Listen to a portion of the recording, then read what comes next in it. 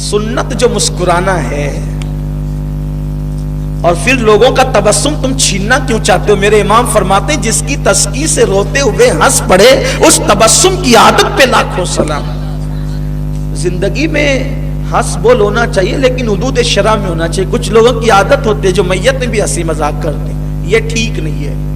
جیسی محفل ہے رنگ ویسا ہونا چاہیے، تو لیکن بہرحال خوشی ہونا چاہیے اور خوش طبعی ہونا چاہیے۔ اب یہ ایک الگ سا عنوان ہے کہ حضور علیہ الصلوۃ والتسلیم تو صحابہ کے ساتھ عجیب کریمانہ انداز سے مذاق فرماتے تھے، اور پھر صحابہ بھی حضور علیہ السلام سے بڑے عجیب انداز سے رہتے بھی تھے۔ ادب کا حال یہ تھا کہ آواز اونچی نہیں ہوتی تھی۔ آپ تھک تو نہیں گئے نا؟ کل رات بھر عبادت کر کے تھک تو نہیں گئے نا؟ میں گفتگو سمیٹ رہا ہوں لیکن مجھے بہت پیاری سی بات یاد آ گئی۔ حضور علیہ الصلوۃ والتسلیم صحابہ کو اس قدر میرے آقا پیار دیتے تھے کہ صحابہ مچلتے رہتے تھے۔ ایک دیہات کے صحابی تھے، دیہاتی تھے، وہ دیہات سے حضور سے روز ملنے آتے تھے، اور وہ بہت بولے بالے تھے۔ اتنے بولے بالے تھے، وہ نہیں ہوتے نا کچھ لوگ بہت بولے بالے ہوتے ہیں، ویسے ہی وہ بولے بالے تھے۔ وہ کیا کرتے تھے، ان کے کھیت کی سبزیاں لاتے اور حضور کو تازہ سبزیاں پیش کرتے، اور کبھی کبھی کیا کرتے کہ اپنی سبزیاں دے کر کے مدینے والوں سے فروٹ خریدتے اور حضور کو لا کے دیتے، حضور کھائیے۔ پھر کبھی خیال آتا کہ حضور علیہ السلام سب کو بانٹ دیتے ہیں، پیسے تقسیم کر دیتے ہیں، اپنے پاس کچھ رکھتے نہیں ہیں، تو حضور علیہ السلام لوگوں کا خیال کرتے ہوئے فروٹ نہیں کھاتے۔ اب ان کے پاس بھی پیسے نہیں ہیں، سبزی بھی دینے کو نہیں ہے، کچھ نہیں ہے، تو یہ حضور علیہ الصلوۃ والتسلیم کے لیے مدینہ منورہ کے فروٹ مارکیٹ میں جاتے فروٹ خریدنے کے لیے۔ کہتے ہیں بھائی صبح کا وقت ہے، تازہ پھل دے دو، شام کو انشاءاللہ میں پیسے لوٹا دوں گا۔ اور کہتے ٹھیک ہے۔ وہ آتے فروٹ لیتے، یا رسول اللہ آپ کے لیے فروٹ خرید کے لائے ہوں۔ حضور مسکراتے فرماتے ٹھیک ہے، حضور کو پیش کرتے، حضور کھا لیتے۔ پھر اس کے بعد دن گزرتا، شام کو آتے، حضور کا ہاتھ پکڑتے، حضور چلیے۔ سرکار کو بازار میں لاتے، فرماتے کیا بات ہے؟ کہا وہ جو صبح فروٹ کھائے تھے نا اس کے پیسے دے دیجئے، صبح جو فروٹ کھائے تھے اس کے پیسے تو دے دیجئے۔ سرکار پھر پیسے ادا فرما دیتے۔ یعنی دیکھیے کس انداز سے زندگی گزرتی تھی حضور علیہ السلام کی زندگی میں۔ اب بتائیں اگر کوئی اپنے ساتھ یہ انداز کرے تو ہم کہیں گے کیا مذاق کر رہا ہے، لیکن قربان جائے میرے نبی کی اداؤں پر، حضور کبھی ناراض نہیں ہوئے، بلکہ وہی صحابی کا واقعہ ہے۔ میں جب یہ حدیث پہ پہنچتا ہوں تو میری طبیعت مچلتی ہے، کاش اللہ تعالیٰ نے اس دور میں ہمیں پیدا کیا ہوتا اور ہم لوگوں کے ساتھ بھی ایسا ہوتا تو کیا مزے ہوتے۔ حضور علیہ السلام وہ جو بھولے والے صحابی تھے ایسا کرتے۔ ایک مرتبہ وہ مارکیٹ میں آئے، بازار میں، اور آنے کے بعد انہوں نے حضور کو سبزی نہیں بھجوائی، اور اتفاق سے حضور علیہ السلام کی طبیعت چاہی کہ آج اپنے گھر میں سبزی پکانا ہے، تو حضور علیہ السلام خود بازار تشریف لائے۔ اچھا حضور بازار خود آتے تھے، سرکار اسلام بازار خود آتے تھے۔ ہم لوگ کی تھوڑی بہت عزت ہو جاتی ہے، پوزیشن ہو جاتی ہے، تو ہم لوگ بازار جانے میں شرماتے ہیں، بلکہ اب تو بازار میں اکثر عورتیں ہی نظر آتی ہیں۔ جو بھی لوگ بازار جاتے ہوں گے وہ دیکھتے ہوں گے۔ اور ہاں ٹھیک ہے، اگر گھر کی کوئی بوڑھی عورت کو آپ بازار لانے بھیجے تو حرج نہیں ہے، اور جوان عورتیں بھی اگر پردے کی پابندی کے ساتھ بازار لانے جائیں تو بھی کوئی حرج نہیں ہے، لیکن کوشش یہ ہونی چاہیے کہ مرد خود بازار لائے، یہ سنت بھی ہے، مرد خود بازار لائے یہ سنت بھی ہے۔ بہرحال کبھی ہماری مجبوری بھی ہوتی ہے کہ عورتوں کو بھیجنا، کیونکہ عورتیں جس قیمت میں مال خرید کر کے لاتی ہیں شاید اس قیمت میں ہم لوگ خریدنے کی کبھی سوچ بھی نہیں سکتے۔ یہ بھی بات ہے، ان لوگوں کا انداز بھی خریدنے کا اور سا ہوتا ہے۔ اللہ میری ماں اور بہنوں کو سلامت رکھے، یہ ان کی اپنی طبیعت ہے۔ تو حضور علیہ السلام خود تشریف لائے بازار میں، تو دیکھا کہ یہ صاحب جو ہے وہ سبزی بیچتے کھڑے ہیں، یہ خود سبزی بیچ رہے ہیں۔ حضور پیچھے سے آئے، اور آنے کے بعد حضور علیہ السلام نے ان کی آنکھوں پر اپنے ہاتھ رکھ دیے۔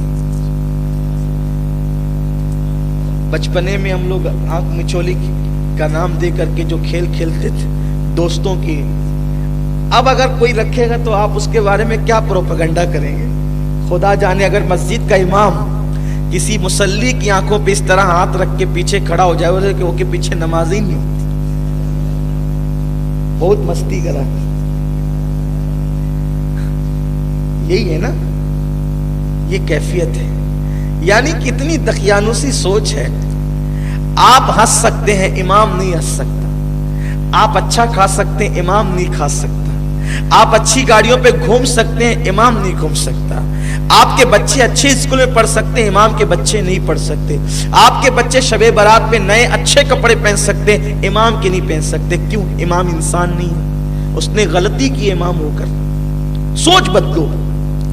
جو قوم اپنے قائدین کو اچھے زندگی میں نہیں دیکھ سکتی, وہ قوم بھی کبھی اچھائی کے ساتھ زندگی نہیں گزار سکتی. ہمیں اپنی سوچ کو بہت وسیع کرنا ہوگا, سوچ میں وسعت پیدا کرنا. امام صاحب اتنا مہنگا موبائل استعمال کرتے ہیں, بھائی آپ نہیں کرتے, امام بھی تو انسان ہے نا. بلکہ آپ اگر کرتے ہیں تو اس کے اور آپ کے کرنے میں فرق میرا حسن ظن یہ ہے, آپ یوٹیوب پہ پتہ نہیں کیا دیکھتے ہوں گے, لیکن وہ یوٹیوب پہ جمعہ کی تقریر تو یاد کرتا ہوگا, کوئی کتاب تو پڑھتا ہوگا. یہ کیفیت ہے. سوچ بدلو, فکر بدلو.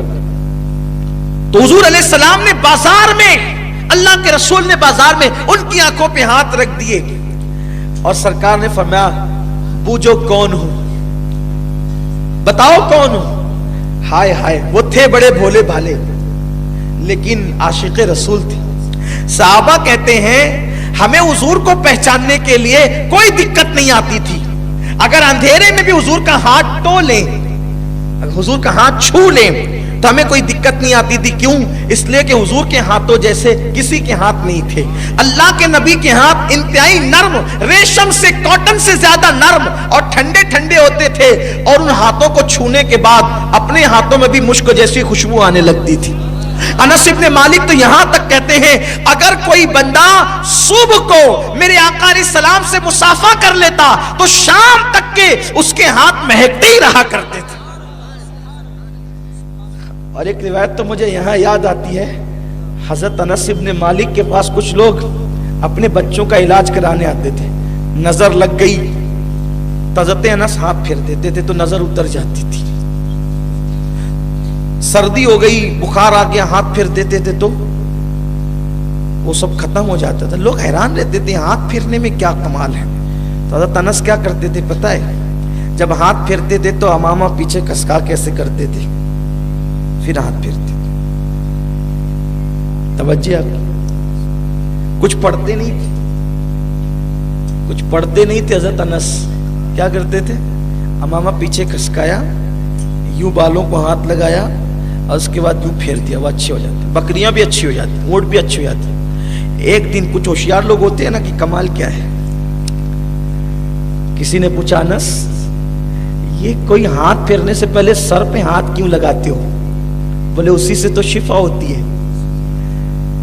اسی سے تو شفا ہوتی ہے. کہا وہ کیسے؟ کہا میں بچہ تھا, میری امی مجھے حضور کے پاس لے گئی تو حضور نے میرے سر پہ ہاتھ پھیرا تو وہ بال میں نے اب تک کے نہیں کٹوائے, اب تک کے باقی رکھے ہیں. اب جب کوئی بیمار میرے پاس آتا ہے تو پہلے حضور کا ہاتھ جس بال پہ رکھا گیا تھا اس پہ میں بال پہ ہاتھ لگاتا ہوں اور پھر اسی بال والے لگے ہوئے ہاتھ کو میں مریض پہ لگا دیتا ہوں تو اللہ حضور کے دست اقدس کی برکت سے اس مریض کو شفا عطا فرما دے. یہ صحابہ کا عقیدہ ہے. اب حضور نے کب ہاتھ لگائے تھے؟ پھر وہ زندگی بھر نہاتے رہے, دھوتے رہے. دیکھو لیکن حضور علیہ السلام کے ہاتھ کا اثر حضرت انس ابن مالک کے سر پر موجود رہا. یہ ہے صحابہ کی محبتیں. بہرحال اب میں گفتگو آگے نہیں بڑھا سکوں گا, بات یہاں ختم کر دیتا ہوں انشاءاللہ پھر کبھی. تو عرض یہ کر رہا تھا, حضور نے ان کے آنکھوں پہ ہاتھ رکھا اور ہاتھ رکھ کر کے کہا بوجھو کون ہوں. وہ صحابی کہتے ہیں حضور کے ہاتھوں کی خوشبو, مشک کی, نرم نرم ہاتھ, ٹھنڈے ٹھنڈے ہاتھ جب میری آنکھ پر آئے تو میں نے اپنے آپ کو پیچھے کرنا شروع کیا. اور میں جان بوجھ کے نہیں کہہ رہا تھا کہ کون ہے, کیونکہ مجھے پتا تھا ابھی کہہ دوں گا حضور ہے تو ہاتھ ہٹ جائیں گے. تو میں پیچھے پیچھے ہوتے ہوتے حضور کے سینے سے میں نے اپنی پیٹھ لگا دی. فرمایا جب حضور کے سینے سے میری پیٹھ لگی, حضور کے سینے کی ٹھنڈک اب تک میں اپنے سینے میں محسوس کر رہا ہوں. پھر جب دیر ہو گئی تو حضور نے کہتے کیوں نہیں ہو کون ہے؟ تو اس کی حضور اس غلام کو کون خرید سکتا ہے سوائے آپ کے. یا رسول اللہ اس غلام کو آپ کے سوا اور کون خرید، یہ حضور کی زندگی